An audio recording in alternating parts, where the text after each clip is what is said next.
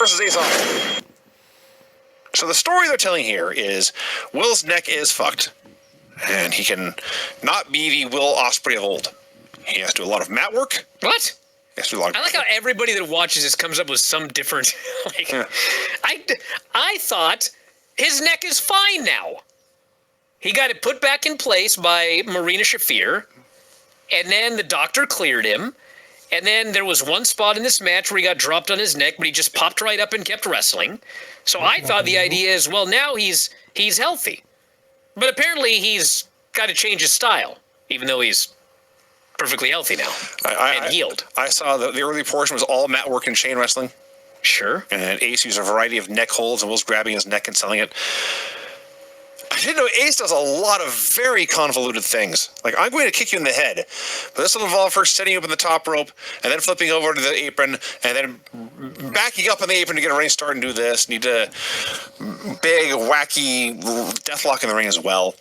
So it's a good match, but I kept waiting for it to kick into a top gear. It's a Will Ospreay match. It didn't. It never did. And maybe I'm just misreading too much into this. Maybe it's just a night they didn't kick it in top gear for whatever reason. But it felt to me like I don't recall any dives off the top rope to the ring, from the ring to the floor. Not by him, Ace might have. But he grappled. He used a lot of kicks. They traded elbows a lot. And finally, Will catches him with a hidden blade kind of out of nowhere. He goes to the corner to prep for another one, but Ace can't even get to his knees. And so Will walks over, kicks his arm, hits a flying armbar, and gets a submission win. And they're pushing it as his new finishing hold. He's never submitted anyone before.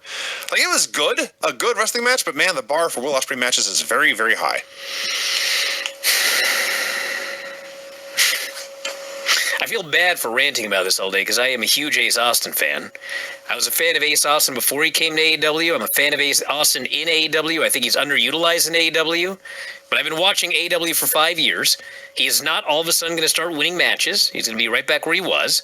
And I just don't understand why, after that big, long speech by Jon Moxley, what we got was 15 minutes of Ace Austin. And finally, at the end, when he could beat him no other way, he armbarred him. That's what this match was. And, I mean, I've got every excuse in the book, you know. Dave said that he was great, even though I watched it with my own 2 eyes. You got a Will Ospreay match. Of course you're going to get some heat at the end. But, like, the match started, lackluster reaction to his entrance, lackluster reaction to the first half of the match.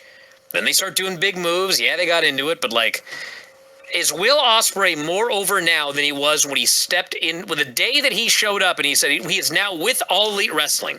In fact, I put the link up on the board. Go watch it yourself. It's not hard to find. Just type in Will Ospreay AEW debut. Watch the video, watch the crowd reaction, watch how they react to this guy, and then go watch last night's show. And tell me if the guy's more over now. Because he should, at the very least, be as over as he was when he walked in. He shouldn't be, like, I mean, he's not as over. Right. I mean, so what are we doing here? I mean, what are we fucking waiting for? I know people hate comparisons to WWE, but forget it's just WWE. Like, you guys realize that Cody Rhodes, okay, who his quest for the title, his finish the story, and his first year as champion, those 3 years were the biggest business years ever in the history of professional wrestling, actually. Because they were the biggest money years in the history of WWE. That means they were the biggest money years in the history of wrestling, okay? That's because of the deals. They pushed that guy as the top babyface in the company for 2 years before they gave him the title. He was pushed, I mean, he's in there beating everybody. He goes to WrestleMania where we all expect him to win the title. Yes, they changed it and they beat him. But you know what they did the day after they beat him at WrestleMania? For that entire year, he was the top guy. He headlined every show. He main evented every PLE. He was like the top guy in the company for a year before he ended up winning the title. I think he did like one job to Drew McIntyre maybe in the entire course of the year.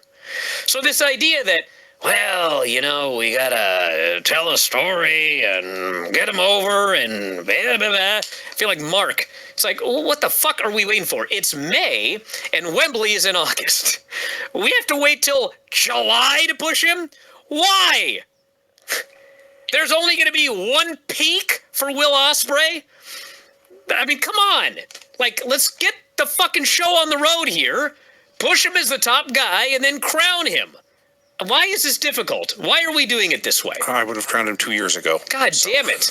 It's funny, everyone said that, like, you know, we should put the title on Will Ospreay, or hey, you know, people keep going, oh, we should put the title on Omega. Yet every time they do this, wait, beat, you know, struggle, neck broken. Then it's like, oh, well, it's a story here from manga. No, dude, like, let's fucking get this show on the road. That's it. Thank you for watching. Make sure you subscribe to the channel.